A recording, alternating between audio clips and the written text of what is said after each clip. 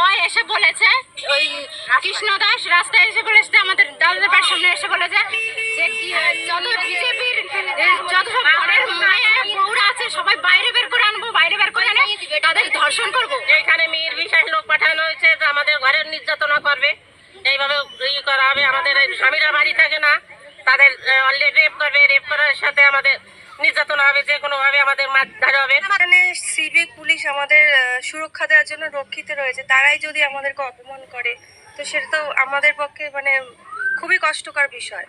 এই অভিযোগের প্রেক্ষিতে এলাকার মহিলারা বাগদা থানায় একটি লিখিত অভিযোগ জানিয়েছেন। যদিও পুলিশের ভূমিকা নিয়েও প্রশ্ন তোলেন মহিলারা। ঘটনায় আতঙ্কিত গ্রামের মহিলারা। সকালবেলায় সকালে বাগদা থানার ওসি সিভিক আর এই গৌতম বিশ্বাস রাস্তা দিয়ে গাড়ি নিয়ে যাচ্ছিল আর বলতে যাচ্ছিল মাথা সাথে বেরিয়ে ধর্ষণ করে ছেড়ে দেবো। এই কথা বলতে বলতে রাস্তায় গেছে, বাজি কিনে এনেছে, কারোর বাড়ির ঘরে ফুটিয়েছে, কারোর ঘরের পেছনে ফুটিয়েছে। থানায় গেছে, থানায় গিয়ে মিরি ভাই হুমকি দিয়েছে, ব্যানার পাল্টিয়ে দেবে বলে, কিনা ব্যানার আইডি কার্ড কেটে দেবে বলেছে, বলে যা যা বান সব আটকে দেবো। সিভিক পুলিশে দাঁড়ানো, কেউ কিছু বলেনি। সকাল 9টা থেকে শুরু হয়েছে, বিকাল 4টা অবধি ঝগড়া, অশান্তি, বিচ্ছিরিভাবে গালিগালাজ, ধর্ষণের হুমকি, এই হচ্ছে কৃষ্ণ দাস দিয়েছে। এক্স হ্যান্ডেলে বিজেপি নেতা অমিত মালব্য লেখেন, পশ্চিমবঙ্গের নির্বাচন মানে প্রহসন, যেখানে বিজেপিতে ভোট দেওয়ার মহিলাদের ধর্ষণ করার হুমকি দেওয়া হয়। ইলেকশন কমিশনেও জানানো হয়েছে বিজেপির তরফে। জাতীয় মহিলা কমিশনেও অভিযোগ করেছেন ওই মহিলারা, জানান বিজেপি বিধায়ক অগ্নিমিত্রা পল।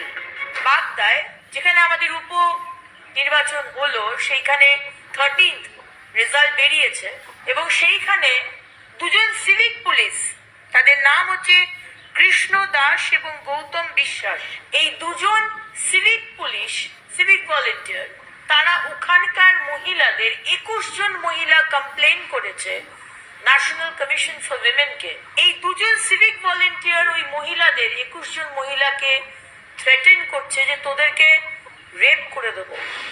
শাসক শিবির অবশ্য বিরোধীদের এই অভিযোগকে গুরুত্ব দিতে নারাজ।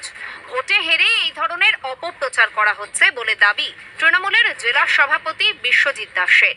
এরা ইচ্ছাকৃতভাবে করছে, শুধু রাজনীতি করবার জন্য এই ধরনের প্রচার করছে, আর হেরে গেছে বিপুল ভোটে, হারটাকে মানতে পারছে না।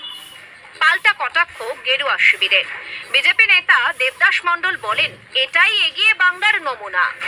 এই সিভিক ভলেন্টিয়ার এবং প্রশাসনের একটা পার্ট, যারা সমাজের মানুষকে, যাদের রক্ষা করার দায়িত্ব, তো তারাই বলছে মানুষকে দিয়ে বা লোক ঢুকিয়ে ধর্ষণ করিয়ে দেবে।